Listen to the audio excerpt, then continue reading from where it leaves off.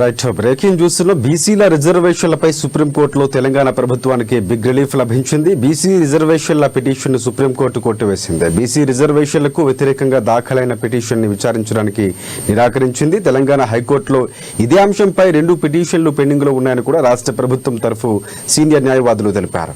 Article 32 కింద petition ఎందుకు file చేశారని పిటిషనర్ న్యాయవాదిని జస్టిస్ విక్రమ్నాథ్ నేతృత్వంలోని ధర్మాసనం ప్రశ్నించింది.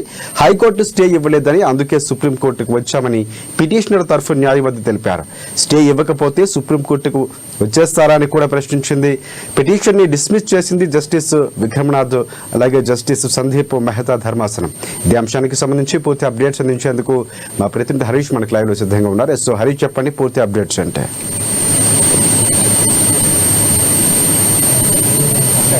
రిజర్వేషన్ సంబంధించి కూడా సుప్రీంకోర్టులో ఈ రోజు ఆ రిట్ పిటిషన్ ఏదైతే వంగ గోపాల్ రెడ్డి వేసిన రిట్ పిటిషన్ సంబంధించి కూడా విచారణ కొనసాగింది. ప్రధానంగా ఏదైతే 42% బీసీలకు రిజర్వేషన్ కి సంబంధించి జీవో 9 బిల్లు రాష్ట్ర ప్రభుత్వం తీసుకొచ్చిందో దాన్ని సవాల్ చేస్తూ వంగ గోపాల్ రెడ్డి ఆ సుప్రీంకోర్టును ఆశ్రయించడం జరిగింది. ఇక సుప్రీంకోర్టుకు సంబంధించి కూడా దాన్ని ఈ బిల్లును స్టే విధించాలని కూడా ఆయన పిటిషన్ వేయడం జరిగింది. ఇక ఈ రోజుకు సంబంధించి కూడా కాసేపు క్రితమే ధర్మాసనాలు కీలకమైన తీర్పును వెలువరించింది. ఇక సుప్రీంకోర్టుకి సంబంధించి హైకోర్టు ఇదే అంశం పైన కూడా పిటిషన్ విచారణ కొనసాగుతున్న సమయంలో సుప్రీంకోర్టు ఎందుకు ఆశ్రయించవలసి వచ్చిందనేది కూడా పిటిషన్ తరపు న్యాయవాదులకు సంబంధించి కూడా ప్రశ్నించిన నేపథ్యం అయితే కనిపించింది. ప్రధానంగా ఇక ఈ పిటిషన్ కి సంబంధించి కూడా దాన్ని కొట్టివేస్తూ కూడా ఏదైతే హైకోర్టుకి సంబంధించి కూడా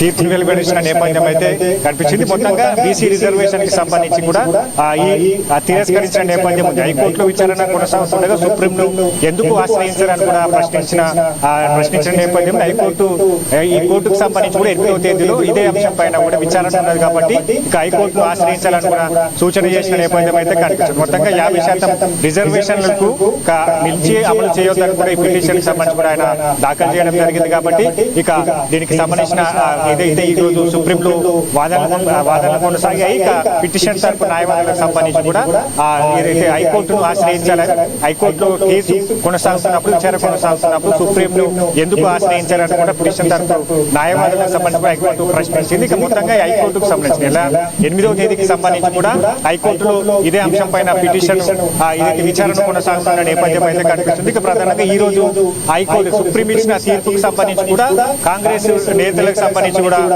ఏదైతే రియాక్ట్ అవుతున్న నేపథ్యంలో కాసేపటి క్రితమే ఈ సుప్రీం తీర్పుకు సంబంధించి కూడా PCC chief Mahesh Kumar react అయ్యారు. సుప్రీం తీర్పుకు సంబంధించి కూడా కీలకమైన శుభ పరిణామం అని కూడా ఆయన ఏదైతే తీర్పుకు సంబంధించి కూడా చెప్పిన నేపథ్యం 42% రిజర్వేషన్లకు సంబంధించి కూడా సుప్రీంలో వేసిన కేసు కొట్టివేయడాన్ని స్వాగతించారు. ఇక ఇప్పటికే రాష్ట్ర ప్రభుత్వానికి సంబంధించి కూడా 3 చట్టాలు, ఒక ఆర్డినెన్స్ ఉంది, ఒక జీవో ఉంది, అలాగే బీసీ రిజర్వేషన్లకు సంబంధించి కూడా కేంద్ర ప్రభుత్వాన్ని పంపడం జరిగింది. వాటికి సంబంధించి కూడా కేంద్ర ప్రభుత్వం పెండింగ్ లో పెడుతూ వస్తుంది.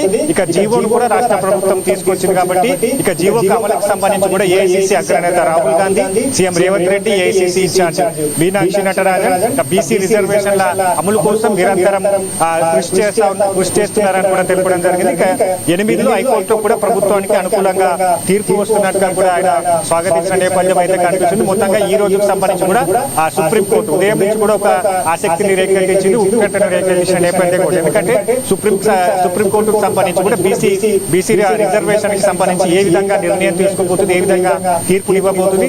ఎందుకంటే స్థానిక సంస్థలకు సంబంధించిన ఎన్నికలు దగ్గర పడతా ఉన్నాయి. 9వ తేదీకి సంబంధించి ఇప్పటికే షెడ్యూల్ వచ్చింది. ఇక పూర్తి స్థాయిలో 42% బీసీ బిల్లుకు సంబంధించి కూడా ఆమోద ముద్ర పడాలి. హైకోర్టుకు సంబంధించి కూడా హైకోర్టు అన్ని ఆధారాలతో రాష్ట్ర ప్రభుత్వం తరఫున బలంగా వాదనలు వినిపించాలని ఇప్పటికే సీఎం రేవంత్ రెడ్డి ఆదేశాలు జారీ చేసిన నేపథ్యం కావచ్చు. నిన్న ఇదే అంశం పైన కూడా ఢిల్లీలో న్యాయ సలహాలు తీసుకున్నారు, సీనియర్ న్యాయవాదుల సలహాలు తీసుకున్నారు. హైకోర్టులో ఎల్లుండి ఎదుర్కోబోయేది ఏ విధంగా ఎదుర్కోవాలి, దీనికి సంబంధించిన ఆధారాలు కావచ్చు, రాష్ట్ర ప్రభుత్వం ఏ విధంగా జీవో తీసుకొచ్చింది, రాష్ట్ర ప్రభుత్వానికి సంబంధించి స్పెషల్ గా జీవో తీసుకురావడానికి గల అధికారాలు కావచ్చు, స్పెషల్ ఆర్టికల్ కి సంబంధించిన మార్పులు కావచ్చు, పంచాయత్ రాజ్ చట్ట సవరణకు సంబంధించిన మార్పు కావచ్చు, వీటన్నిటికి సంబంధించి కూడా ఆధారాలు సమకూర్చుకుంది. ఇక 8వ తేదీకి సంబంధించి కూడా హైకోర్టు ముందు కూడా ఈ ఆధారాలతో పాటుగా ఇతర ఈ రిజర్వేషన్ల అంశం పైన కూడా పలు రాష్ట్రాల్లో ఆ కోర్టులు ఇచ్చిన తీర్పులకు సంబంధించి కూడా మొత్తంగా వాదన వినిపించే బలంగా వాదన వినిపించి 42% రిజర్వేషన్ బిల్లుకు సంబంధించి అమలు చేసుకునే విధంగా కూడా కార్యాచరణ సిద్ధం చేసిన నేపథ్యం అయితే ఉంది రైట్. అంటే 8వ తారీఖున ఒకవేళ తీర్పు అనుకూలంగా లేకపోతే ప్రభుత్వానికి ఒకవేళ ఏం చేసే అవకాశం కనిపిస్తుంది? అందుకే చాలా మంది విశ్లేషకులు స్థానిక ఎన్నికలు జరిగే అవకాశం లేదని కొట్టిపారేస్తున్నారు, కానీ ప్రభుత్వం మాత్రం కృతనిశ్చయంతో వెళ్తుంది. సో ఆ రోజు ఎలా ఉండే అవకాశం కనిపిస్తుంది? ప్రభుత్వం ఏమైనా ప్రత్యామ్నాయంగా సంసిద్ధం చేస్తుందా వ్యూహాలు? రైట్. 8వ తేదీకి సంబంధించి కూడా బలంగా హైకోర్టు వాదన వినిపించాలనుకుంటే దాంట్లో కీలకమైన అంశాలు కావచ్చు. ఎందుకంటే రిజర్వేషన్లకు సంబంధించి కూడా 50% పరిమితి దాటొద్దు అనేది కూడా దానికి సంబంధించిన సవరణ కావచ్చు. 103వ రాజ్యాంగ సవరణ ద్వారా కూడా ఈడబ్ల్యూఎస్ రిజర్వేషన్లకు సంబంధించి కూడా 10% కల్పించడంలో రిజర్వేషన్ల పరిమితిని 50% సీలింగ్ ఎత్తివేసే విధంగా కూడా రాష్ట్ర ప్రభుత్వానికి అధికారం ఉంటున్నట్టుగా కూడా ఈ ఆర్టికల్ ఎత్తి చూపడానికి ఆర్టికల్ ద్వారా కూడా కోర్టుకు వినిపించాలనుకుంటుంది. దాంతో పాటుగా ఇక ఏదైతే ఈ బలంగా అంటే బీసీల రిజర్వేషన్ కి సంబంధించి కూడా పకడ్బందీగా రిజర్వేషన్ జరిగింది, ఇంటింటికి కులగణన జరిగింది. ఇక బీసీలకు సంబంధించిన జనాభా ప్రతిపాదన కావచ్చు, దాంట్లో ఎలిమినేటర్ దాదాపుగా 1,30,000కు పైగా ఎలిమినేటర్లు ఇంటింటికి చేరి సర్వేలు కూడా జెన్యూన్ గా సర్వేలు చేశాం. ఏ విధంగా కులగణన జరిగిందనేది కూడా హైకోర్టుకు వివరించబోతుంది. దాంతో పాటుగా ఇక రిజర్వేషన్ సంబంధించి కూడా 50% క్యాప్ ను ఎత్తివేసేందుకు రాష్ట్ర ప్రభుత్వానికి ఉన్న అధికారంతో పాటుగా హైకోర్టుకు సంబంధించిన దీంట్లో ఈ అంశాలన్నిటికీ కూడా ప్రస్తావించనుంది. హైకోర్టుకు సంబంధించిన ఎల్లుండి విచారణలో చెప్పబోతుంది. వాదనలకు సంబంధించి కూడా బలంగా హైకోర్టుకు సంబంధించిన వాదనలతో పాటుగా పలు ఆధారాలు కూడా ఇవ్వబోతా ఉన్నది. ఆర్టికల్ 2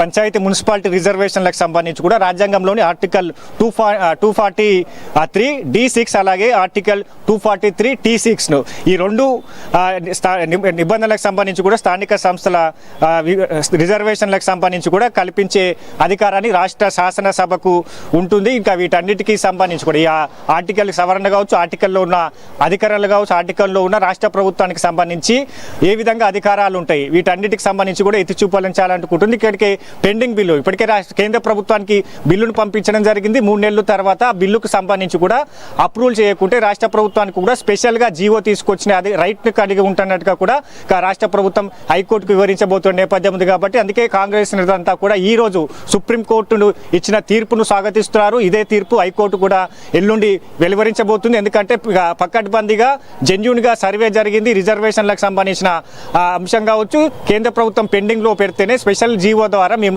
జీవో 9ను తీసుకొచ్చాం. దానికి సంబంధించిన అధికారాలు కావచ్చు, ఇక రాష్ట్ర ప్రభుత్వానికి సంబంధించి కూడా 50% క్యాప్ను ఎత్తివేసేందుకు ఏ విధంగా అధికారాలు ఉన్నాయి వీటన్నిటికి సంబంధించి కూడా హైకోర్టు ముందు ఎల్లుండి బలంగా వాదనలు వినిపించబోతున్న నేపథ్యం అయితే ఉంది. Rajasekhar, thanks for updates Harish.